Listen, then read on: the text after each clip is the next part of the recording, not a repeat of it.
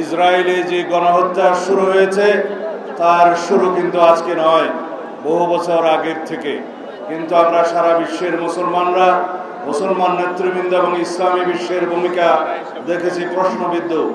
যদিও 70-60-এর দশকের শেষের দিকে একটি যুদ্ধ হয়, তারপরে কয়েকবার প্রতিবাদ হয়, এরপর থেকে মুসলিম বিশ্বের ভূমিকা প্রশ্নবিদ্ধ।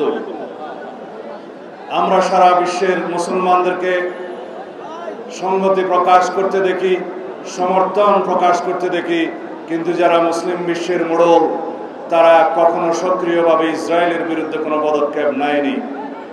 ইঙ্গো মার্কিন ষড়যন্ত্রের কারণে এই ফিলিস্তিনি জনগণ গণহত্যা সহ অমানবিক নির্যাতন নিপীড়নের শিকার হচ্ছে যুগের পর যুগ, দশকের পর দশক। তার কোনো প্রতিকার আমরা দেখছি না। জাতিসংঘের কোনো রেজলিউশনের তোয়াক্কা ইসরায়েলেরা করে না, জাতিসংঘের কোনো সিদ্ধান্তকে তারা কখনো মেনে নেয় নাই। যদিও বা দুই একবার জাতিসংঘে বিভিন্ন রকমের সিদ্ধান্ত এই ফিলিস্তিনি জনগণের পক্ষে নেওয়া হয়েছে, কয়েকটি পড়া শক্তি তার বিরুদ্ধে ভেটো প্রদান করে সেগুলো কার্যকর করতে দেয়নি। আমরা তার নিন্দা এবং প্রতিবাদ জানাই।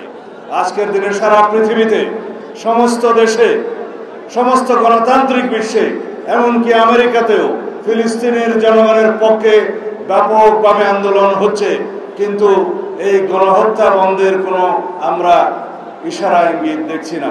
তার জন্য কার্যকর ভূমিকা পালন করার জন্য আমরা সারা বিশ্বের গণতান্ত্রিক সমস্ত দেশের নেতৃবৃন্দকে সোচ্চার হওয়ার আহ্বান জানাই। বিশেষ করে মুসলিম বিশ্বের যারা মোড়ল তাদেরকে আহ্বান জানাবো, আজকে ইসরায়েলের বিপক্ষে আপনাদের ভূমিকা যেহেতু প্রশ্নবিদ্ধ, মুসলিম বিশ্বের নেতৃত্ব দেওয়ার দাবি আপনারা করতে পারেন না। আমরা আজকে এই মঞ্চ থেকে বাংলাদেশ জাতীয়তাবাদী দলের পক্ষ থেকে ফিলিস্তিনি জনগণের প্রতি সংহতি জ্ঞাপন করছি এবং ফিলিস্তিনে অবিলম্বে গণহত্যা বন্ধ করার দাবি জানাচ্ছি।